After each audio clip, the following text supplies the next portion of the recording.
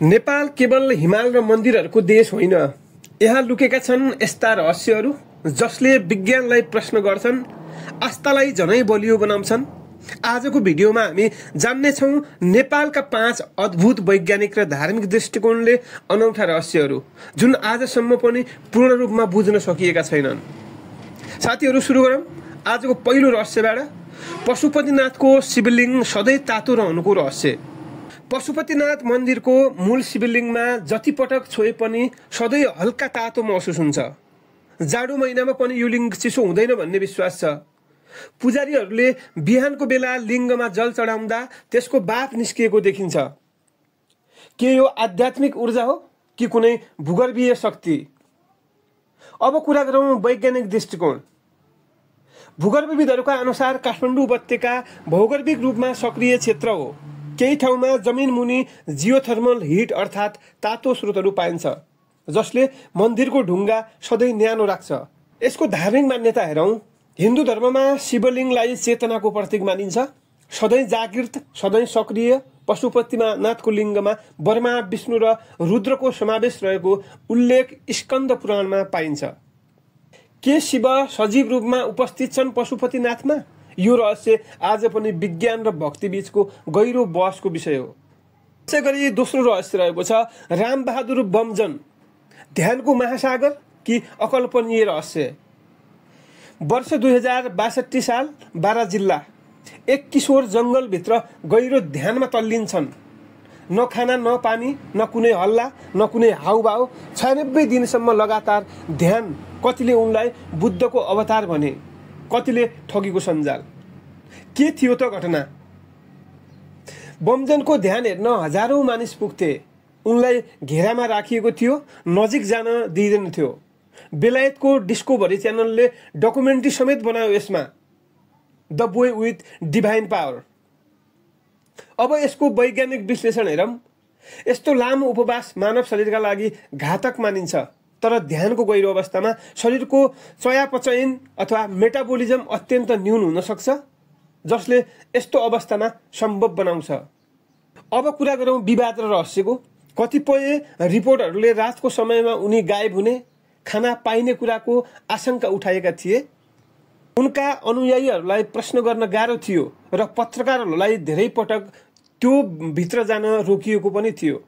यसको स्रोत हेर्दा डिस्कभरी च्यानल 2006 र BBC नेपाली रिपोर्ट 2006बाट मैले यो सामग्री लिएको हो। ध्यानको शक्ति हो कि योजनाबद्ध चमत्कार? यो रहस्य अझै खुल्न सकेको छैन।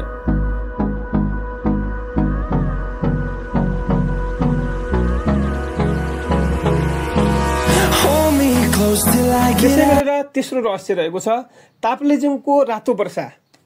आकाशबाट रगत झर्यो कि अम्ल वर्षा? विक्रम सम्वत 2072 सालको असार ताप्लेजुङ र सङ्खुवासभा जिल्लामा एक अनौठो वर्षा भयो। पानी रातो रङको थियो। स्थानीयवासीहरू त्रसित भए।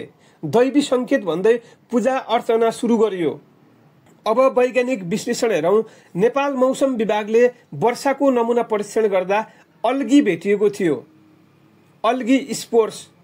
यस्ता रातो वर्षा भारतको केरलामा सन् 2001 र श्रीलङ्का, इन्डोनेसिया आदि देशमा पनि देखेका छन्।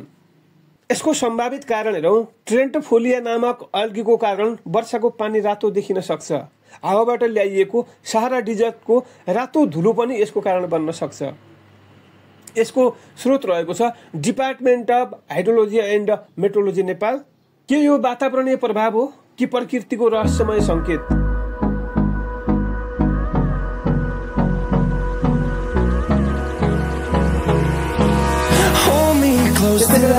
अर्को चौथो रहस्य रहेको छ शालिग्राम।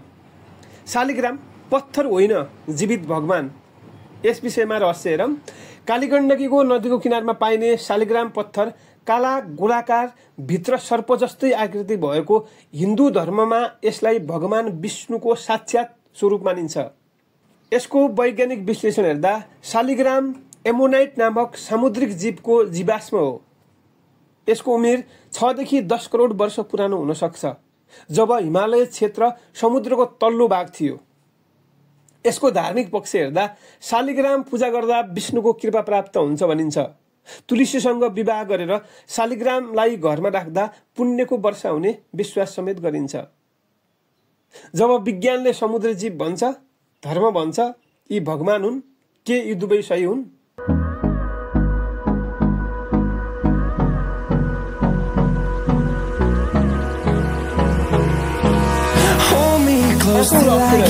सगरमाथाको मृत शरीरहरू शान्त आत्मा कि मार्गदर्शक संकेत।